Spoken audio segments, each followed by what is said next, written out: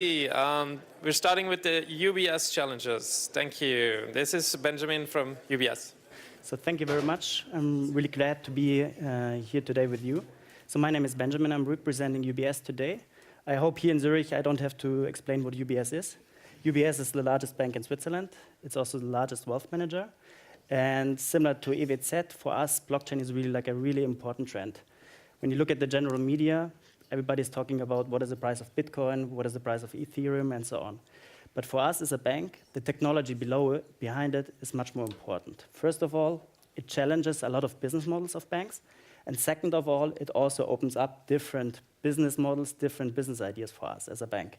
And that's the reason why it's really important for us, for our senior management to be here. And I brought two cases today here with you to work on.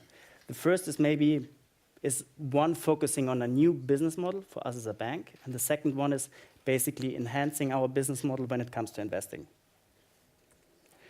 So the first challenge, when you look at international trade, what you always have is you have an exporter and an importer. They exchange goods for money. Often the issue then is when you look at global supply chains, that these goods are valuable. Sometimes they need to be in a certain condition. For example, they have to be freezed. Maybe they have to be treated or have to be avoided of pressure, and so on. So it's really like delicate products. And when you have international trade, what we see often with our clients is that products arrive at the port of destination damaged. Sometimes products are replaced during the supply chain with counterfeit products. So we as a bank thought that blockchain maybe could be used to help these companies. So the focus here is UBS has a blockchain, and what we think about is how could we use that blockchain basically to monitor the supply chain. So basically linking products on their way around the globe to this blockchain in that way, as soon, for example, the temperature of the container is changing, as soon as the container is opened out of accident and so on, that we as UBS are informed and then can notify our client. So basically, that's the first challenge. Second challenge, on the overview slide, it was called gender equality. And at the core, that's correct. What we are here looking at is, when you look at the World Economic Forum in Davos some weeks ago, one emerging trend in the investment area is sustainable investments. It's not a new concept, but it's getting now traction on. And when you look at sustainable investments, investors are looking not only at hard financial facts. They are looking, for example, on the value chain or the supply chain, how environmental friendly it is. Or, for example, gender equality. More and more investors looking, when they think about investments, they are taking gender equality criteria into consideration. Why? Because gender equality for a big corporation like UBS or BMW or any other corporation shows good corporate governance practices. And companies which are excelling on good corporate governance practices also outperform in share price. Gender equality is a determining factor for investment decisions. But when you're an investor now, and you want to invest, or when you want to take gender equality criteria into your investment decision, it's really difficult because all corporations they are publishing reports on corporate social responsibility. They are publishing reports on workforce statistics. They are publishing reports to adhere to local regulatory and legal requirements when it comes to employee policies and so on. So the data is there, but it's hugely dispersed. Even when you look at UBS, the data is publicly available, but it's in different sources, different reports, different databases. So the challenge here is when you want to take these factors into consideration for taking investments, you have to rely on intermediaries like Bloomberg, Equilib, or Edge. What they are doing, they are working together with corporations. Corporations can go there and certify themselves as a gender equal employer. However, for a corporation like UBS, this process is extremely expensive. It takes a lot of resources, and it's time-consuming. So for us, the challenge here would be, could blockchain be used to automatically collect data around gender equality store it somewhere, and then make it also available to the public that investors can take it from there and incorporate it into their investment decisions. So these are our 2 challenges. Hopefully you like one of these at least, and then I see you later. Thank you very much.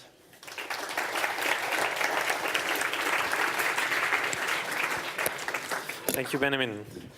We'll then directly move on to the FuturICT2 challenges presented by Marcus. Yeah.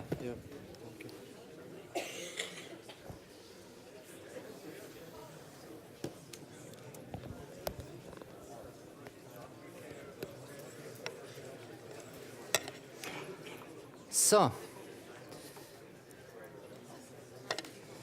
all right, great.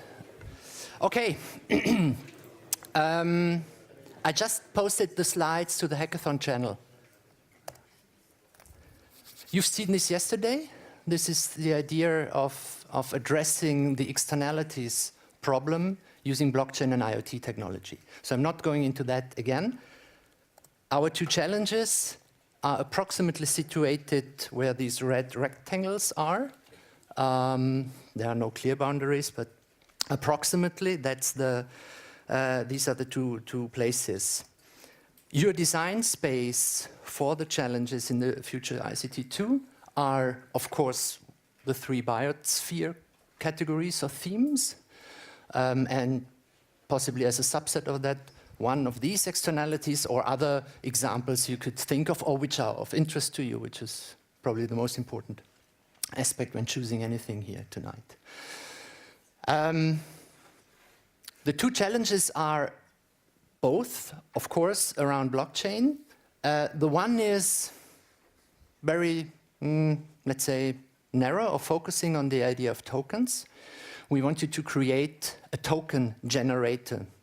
I talked yesterday about the idea of bottom-up creation of money to address different externalities and have this multi-dimensional incentive system at one point in the future. So we need a tool to actually create these tokens. The other challenge is once tokens are around, people want to do something good and get tokens for it. So while here the question is how can tokens be designed, here the question is how can they be obtained. So there's this IoT link, sensor data, decentralized oracles, other trusted sources for data, which help you to then verify, yes, this person or this community did this and that, and they are obtaining tokens for this. A bit more in detail.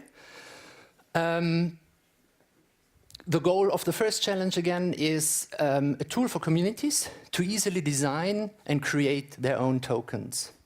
And we actually have an app for that.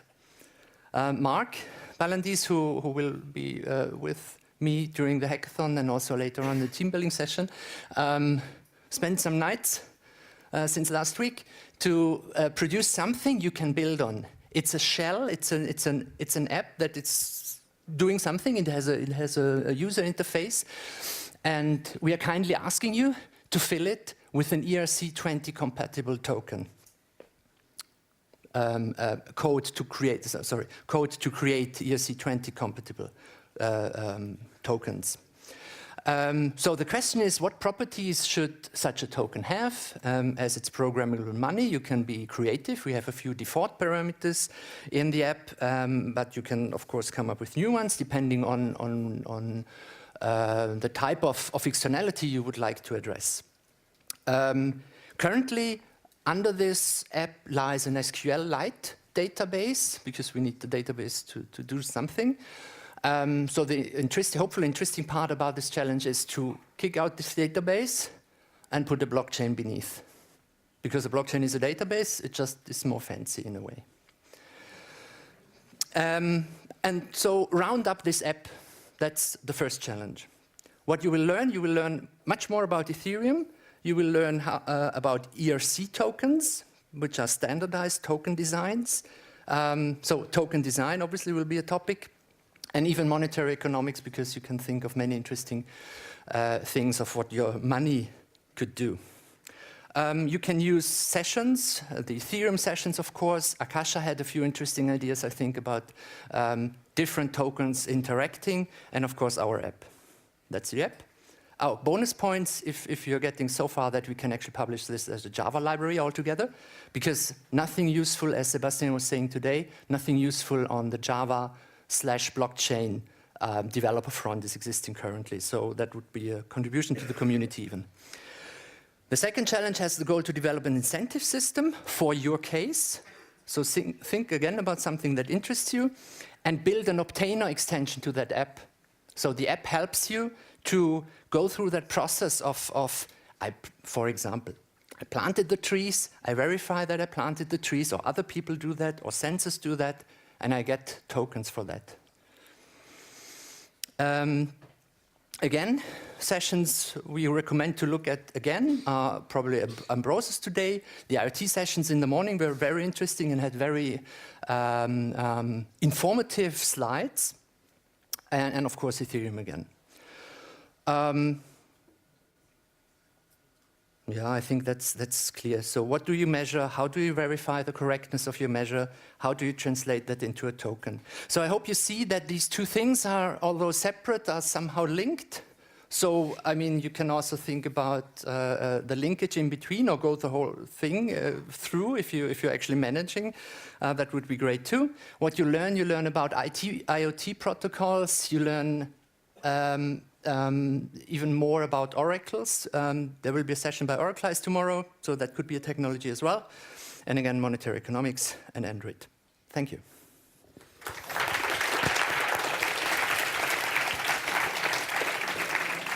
And I forgot, we have a handout as well later on with more details. Thank you very much. While I'm setting up the slides again, Andre is saying a few words about some gear that we got to work with the challenges, especially some IoT stuff that we would like to use for the hackathon.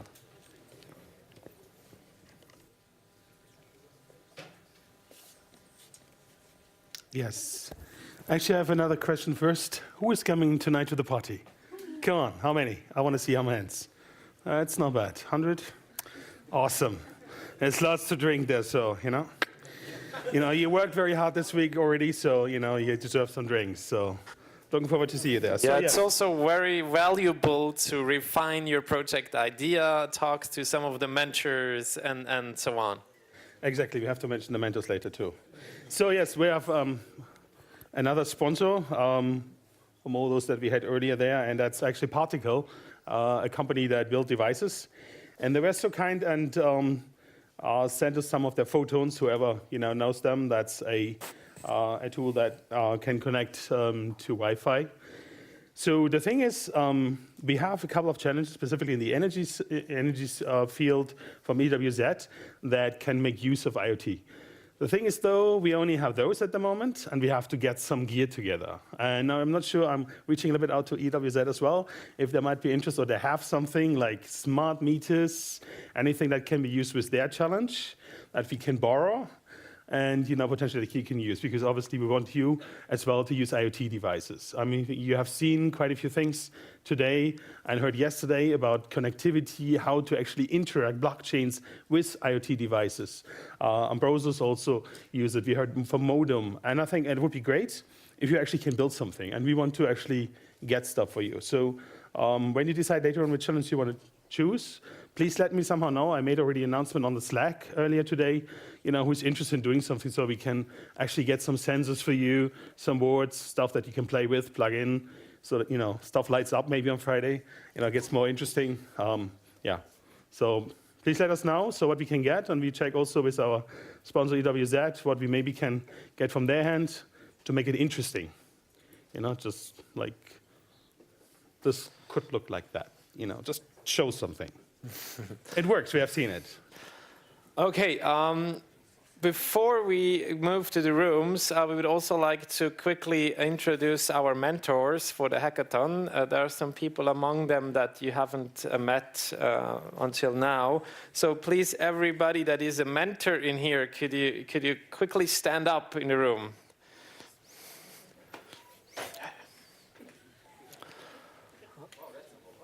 There's some more up there. Yes, already standing. We'll have more mentors coming in tomorrow, like going from room to room. But now, the people that are here that you haven't met, especially these two guys here, could you introduce yourself very quickly? Just speak loudly, they will. Sure. Go ahead. So my name is Konstantin. We are from Conjul, which is one of the many energy startups which do energy on Ethereum blockchain. We're part of the Energy Innovation Hub spin-out, as well as Tokyo Electronics, or TEPCO. We're based in Essen. We've been invited, and that's why we're here, and want to help you guys with questions you might have, as we have thought about a couple of questions which are part of the challenge by EWZ.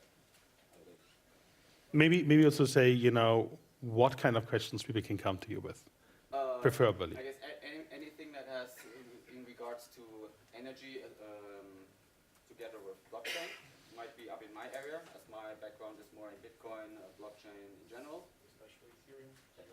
Right, Ethereum.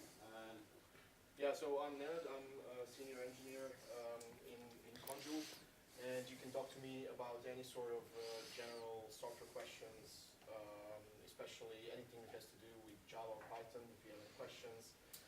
Since the IoT is one of the topics, I'm not personally an IoT guy, but I can help with stuff like Kafka, which is often used as a message queue for IoT, so if you run into any sort of problems with that, please come over and ask me. Cool, thank you. I think most of you have met Yves, but not everybody, because you had a split class. So very quickly about your background again. Yeah, so I'm Yves Yoon, and I'll be here all week. And if any of you are looking to implement any AI aspect to your blockchain app, one of the interesting questions is what kind of approach you're going to be using, because I mentioned that there are several ways of using AI for some of these apps. So if you're running into some design questions or implementation issues, let me know, and I'll be available. Okay, great. We had Angel in the main session, but Vlad had this a split session too. So Vlad, maybe a few words about you. Hi, so I'm Chief Product Officer at Roses and the CEO. I'm going to be for the whole week as well at the challenge. Many things related with IoT, that's kind of my expertise. And yeah, if you have any questions in IoT, and especially for the challenge we're going to present afterwards, around pharma traceability, with blockchain, with sensors, then Okay, thank you very much. So I posted all the challenges channels on Slack now. So please, you can go into different channels now. You don't have to just stick to one. Everything that you're interested in. I also put the pictures of the introductions, and we make the slides available there as quickly as possible as well. Then we would definitely now start to fill the different rooms. We would have the EW set in here. People interested in future ICT, it's next door. UBS challenge, it's in E33.1, and the open category in E23. Maybe take pictures quickly. You can move from room to room. You don't have to go to one and stick to it. You just make sure that wait, before you go, that you have a team together this evening. We'll afterwards we'll be having the party. The party starts at 7. You can go there individually or follow us there, because if you don't know where it is, we'll leave from here outside the room in a bit more than an hour, around 20 to 7. So if you want to come with us, we'll leave at 7 outside. Please make sure to bring your name tags, as this is the requirement for free drinks. Yeah. And if you don't have your name tag anymore, please see and food. There's also food. Please see Natalie. She can give you a new name tag. For the ones from the foreign students that need to get their travel costs reimbursed, please send a private message on Slack to Andre with a copy of your receipt and your bank account details. Thank you.